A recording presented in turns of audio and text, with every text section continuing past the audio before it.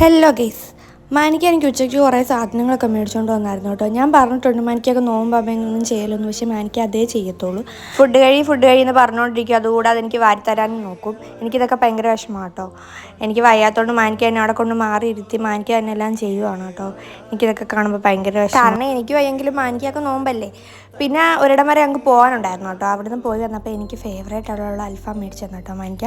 ഞങ്ങളുടെ വീഡിയോ കണ്ടതിന് ശേഷം പലരും എൻ്റെ അടുത്ത് ചോദിച്ചിട്ടുള്ള കേട്ടോ, നല്ലതും ചീത്തതും എങ്ങനെ തിരഞ്ഞെടുക്കുക, ഒരാളെ എങ്ങനെ തിരഞ്ഞെടുക്കാമെന്ന്.